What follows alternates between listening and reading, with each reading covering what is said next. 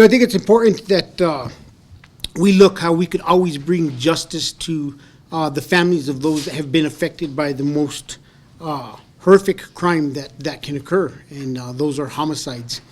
When I took over as chief of police, we worked to increase our clearance rate.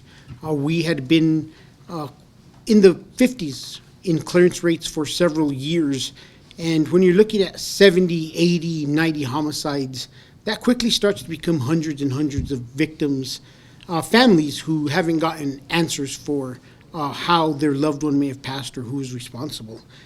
And we found that investigations, not only did we have to increase the level of training for our detectives, which led to the Detective Academy, which I've credited as one of the key parts of how we are now clearing homicides, but we also had to look at the fact that all these cases were out within the different parts of the department. We had cases with detectives that were sitting in the academy. We had cases with detectives in IA.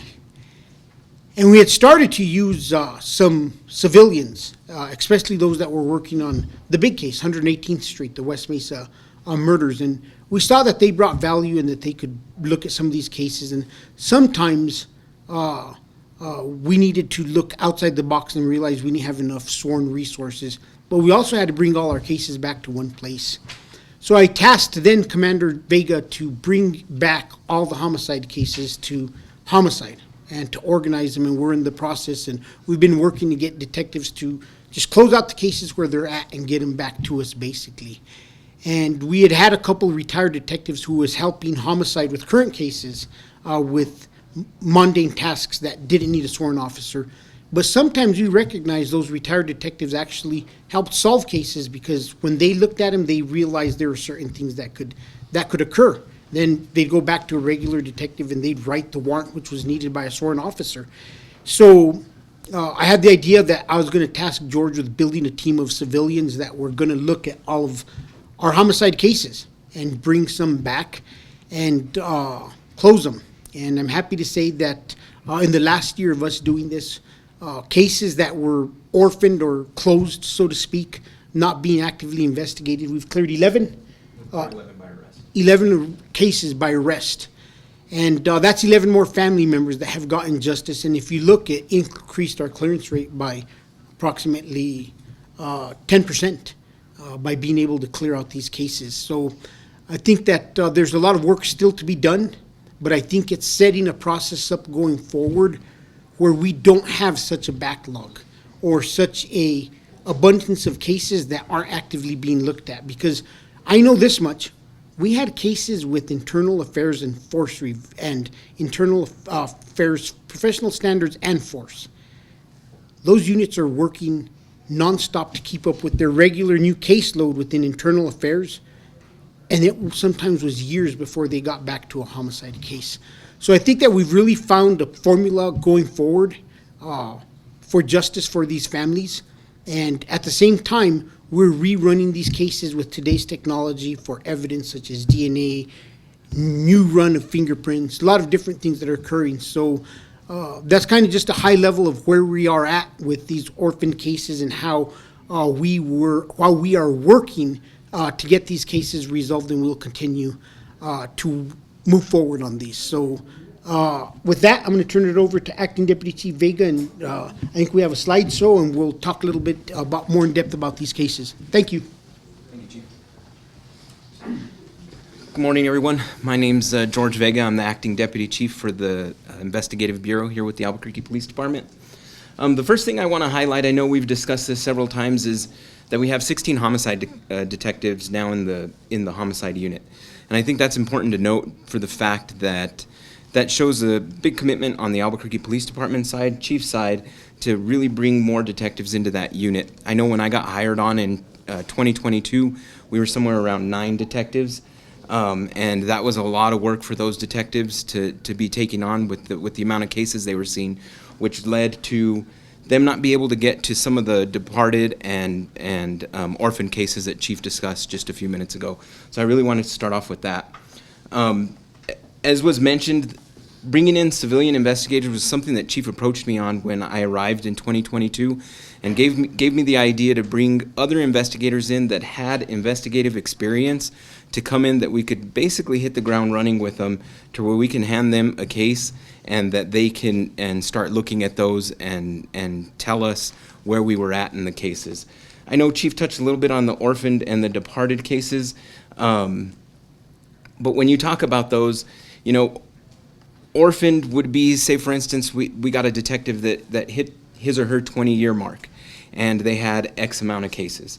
And at that point, that detective has reached their point of retirement. They leave the unit, and the cases at that point remained back in the division. But as I just discussed, we were around 9 detectives. So they were getting their influx of work, and now they had this load of work on them. So that's what the orphan looked like. When you talk about departed, Chief touched on it a little bit, how we had, there was a standing rule that, in previous times, where the detectives would leave the unit, but they were required to keep the cases with them. And so they now have a new role in training academy or processing crime scenes, but they're still carrying those cases, which left them little time to actually dig into the cases and look at them. So that's where the idea of these civilian homicide investigators came, to actually start giving them more manpower to that area. One of the things that we also did was what we call a homicide digital library now. One of the things that we looked at early on was that a lot of these cases were in paper files. They were in binders, and they were hard for us as the leadership to be able to look at some of these cases and actually be able to pick and choose priorities for them, to be able to see which ones have good leads here, which ones can we get to our homicide investigators now that we can get over to them to take a look at. So our homicide digital library has actually been a really good help. We've worked on digitizing a lot of our files. We are having our current detectives working more digital. We've gotten them with iPads to where we're no longer working on pen and paper, to where we can transfer this stuff right directly into our digital library here. I just want to touch a little bit on our civilian investigators that we did bring in. So basically in about middle of 2022, we bring in 2 homicide investigators, so we could see how we can get this to work out for us and start pushing forward with it. We started getting a lot of success with it, and right now we have 6 investigators, and we have plans to add 2 more also as we continue to work on those. And you could see that we have investigator number 1 who's cleared out a total of 26 cases, and 7 arrests have been for investigator 1, which shows he's really making a lot of progress in that area. Some of the other numbers are as we're bringing in different investigators, and it takes some time to onboard them with some of the systems. You could see how the numbers fluctuate in that area. These are just some pictures of some of the offenders that were arrested, and I think I want to explain how our homicide investigators are used a little bit more. So they're not the ones that are writing the charging documents. They are civilians. They're not sworn police officers, but they are retired police officers that have experience in this area, investigative experience in this area. So when I explain that with them, they take on a case and they start looking at the case, and they get it to the point to where they believe it's either ready for warrant, or it can be sent to cold case. There's no further things that need to be done. And then at that point, it gets transferred over to one of our sworn homicide detectives. They get briefed in on the case, and then they take it from there, or it gets moved to cold case. If there's more work that needs to be done, we also pass that off to our homicide detectives to work on that. One of the things that we're looking at working on with them, and we're working closely with the district attorney's office with it, is working on getting them to start working some of our cases that we're seeing that are in the justifiable category, to where they can grab onto those, to where our homicide detectives can continue to work on the homicide cases, and then these investigators can work on some of those justifiable cases. I wanted to bring Commander Hartsock up to discuss one of the cases up here, to just give you guys an idea exactly how we utilize our homicide investigators and see exactly how they're working.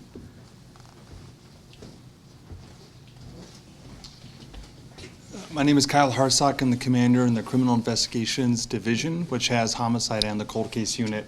The particular case we're going to talk about, the victim's name was Peggy Myers, and her alleged killer is this gentleman right here in the neck brace. This was a very interesting case when we came in and started looking at it with this team, in that Peggy Myers' body was actually discovered in Santa Fe County, just really on the other side of the Sandia Mountains. And it took the Santa Fe Sheriff's Office several months to even identify her remains. Once they did and did some more background investigation into it, they realized she lived in Albuquerque, and some preliminary details led them to believe the crime likely happened in Albuquerque. Our homicide unit was contacted. This was really a delayed investigation from the get-go, but only a few months into it, the primary detective left the department. When we started to look at this case, we realized we have evidence in Santa Fe, in the sheriff's department. We might have some here. There was a partial federal investigation that was going on. Was there DNA testing done or not? We just didn't know. So one of our investigators really was tasked with, you need to get this entire thing put together.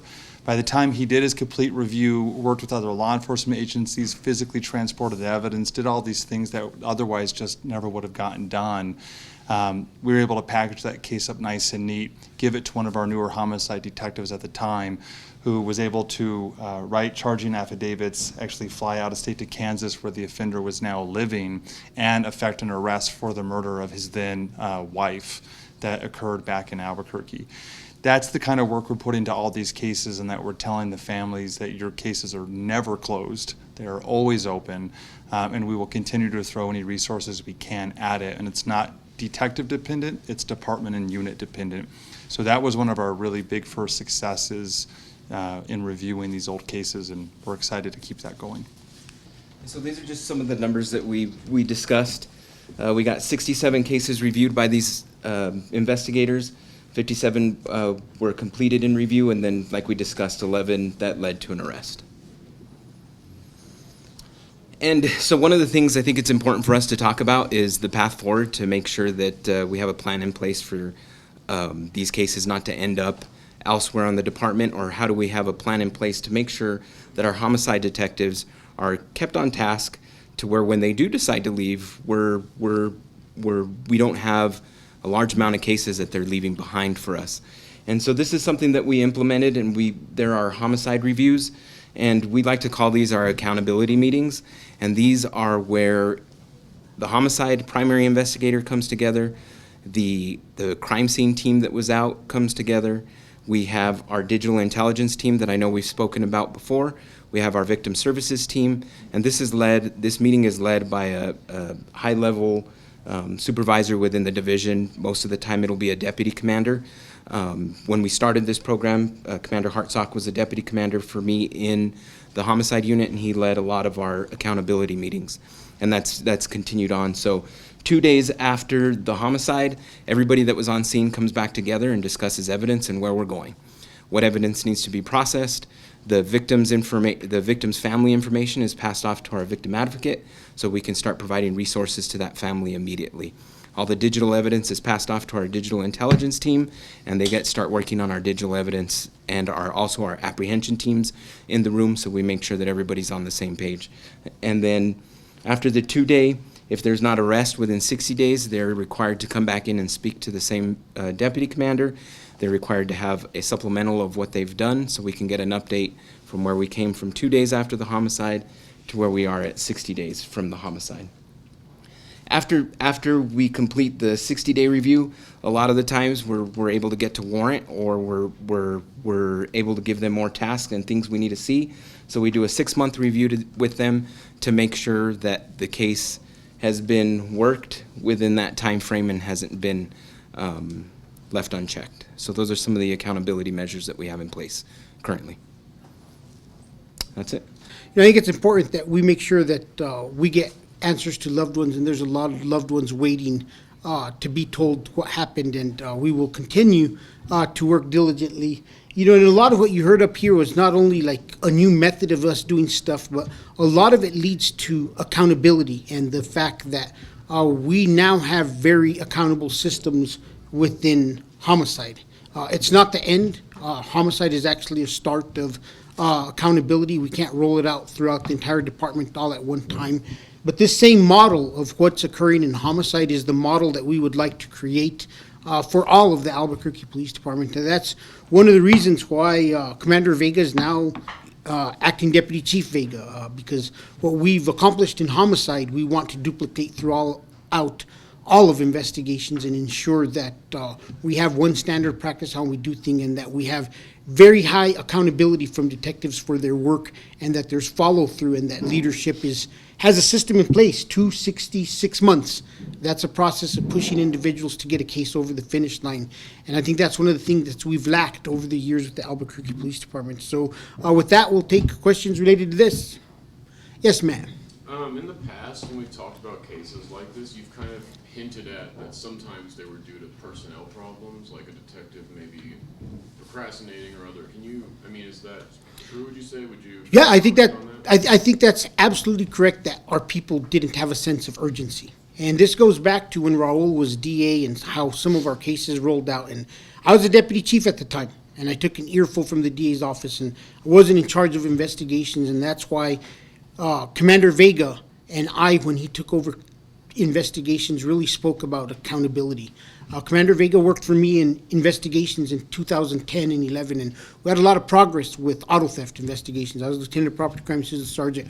We brought in new programs, but we also found new ways to do stuff. At the time for us, getting one of our detectives who wasn't as proactive in the community and putting him in charge of all the APHIS cases was something different. And all of a sudden, every one person is taking all the APHIS cases instead of everybody else, and getting our most active and people who wanted to be out in the community looking for criminals on the streets into the streets. So that's kind of the same concept we've brought to homicide. And if you look, our auto theft unit that we built in 2010 and 11, that DNA of that unit and that proactiveness still exists today.